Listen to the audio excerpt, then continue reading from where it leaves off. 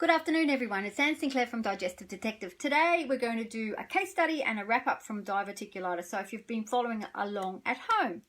So the case I want to talk to you about today is Kathy. She's a 55-year-old woman. I have changed her name, so you don't have, there's no privacy issues. So she had known she had diverticulosis from a previous colonoscopy in her 40s. So she'd always been constipated and she really didn't like to eat fruit and vegetables. She was looking after an elderly parent, had a child doing the HSC as well as working full time. So she was pretty stressed and pretty overwhelmed. So she rang me for a 15-minute free consultation from the hospital. So her diverticulosis had moved into diverticulitis. She'd had a major flare and had been in hospitals 4 days already when I'd spoken to her on quite serious antibiotics. So there's a lot of stuff happening for her. I saw her shortly after she had been released from the hospital. She was pale and in pain. Her main issues were inflammation, pain, and constipation. So with the treatment that we did, I try to keep it very simple because that she'd had such a big flare, I didn't want to give her anything that would aggravate her anymore. So our first aim was to get her unconstipated. Basically, we wanted her bowel to keep moving and to lower the inflammation and the pain. So they were our three main objectives. So constipation was easy. We did a magnesium citrate that kept her moving. Basically, so once that happens, the inflammation will start to go down simply because the bowel's moving. There's no chance that the fecal matter is going to be trapped inside the pocket. So we then went to gut healing stuff. I actually did some vitamin A with her, which helps with stopping infection. So it's very good for inhibiting infection. So we did that. And we also did a gut healing powder, and I put her on a prebiotic fibre. So the prebiotic fibre increases the water into a bowel, helps with the peristalsis, so that rhythmic wave that keeps the poo moving along. So we did that, and it also helps the consistency of the stool. So in constipation, it generally tends to balance out the bowel movement, so people are going more regularly. So we did that, and the gut healing powder was full of glutamine and pectin and those sorts of things, which would take away some of the inflammation and the pain. At her 4-week visit, the gastroenterologist was really pleased that she had done so much. The food that we gave her, she still had lots of fibre. We made sure it was cooked really well. We did lots of slow cooked meals, lots of slow cooked soups, but including fibre, but made sure it was really, really well cooked, so none of the bits of fibre would get stuck into the little pockets, which is really important.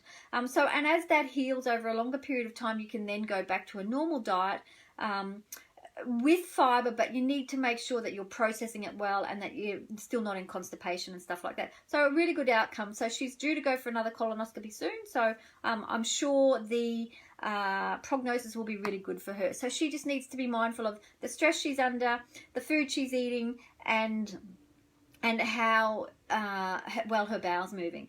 So some of the questions that I've had from people around diverticulitis and their feedback and gut health has been really good. So I have had a few questions about fibre.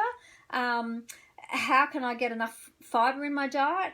Or do I need to take a fibre supplement? So there's a couple of things.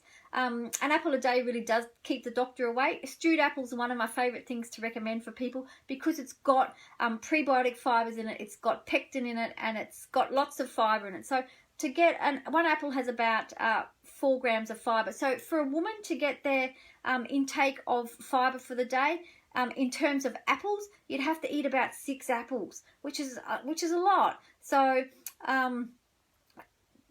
there's less fibre in foods than you think. And most people that I see are not really eating enough fibre. So some high fibre foods that you can try are a cup of rolled oats with some banana, some berries, 2 tablespoons of mixed fruits, or some nuts on the top. That will give you, if you had a big bowl of that, that would give you about 10 grams of fibre.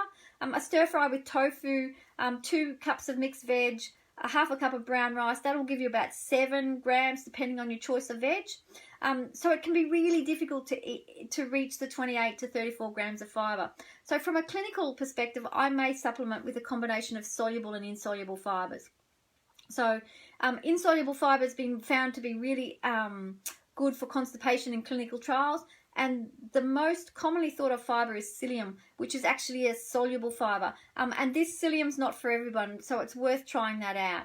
So the key to getting the right fibre supplement, Metamucil is not a great fibre supplement. So that's not one I would recommend. I would prefer to give you a fibre supplement that's a prebiotic fibre, because then at least it's feeding your own gut bacteria.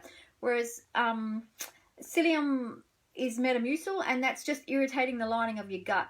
So they're slightly different. They both do the same thing, but one gives you, one's a dual purpose. So always best with fibre to start really low and really slow. So start with a small bit and work your way up. Don't rush in, and this includes when you're putting more fruit and vegetables into your diet. If you go from 0 to a lot, your tummy's not going to be happy. So just do it gradually and get used to it, and get your gut bacteria getting used to the little bits of fibre as you go.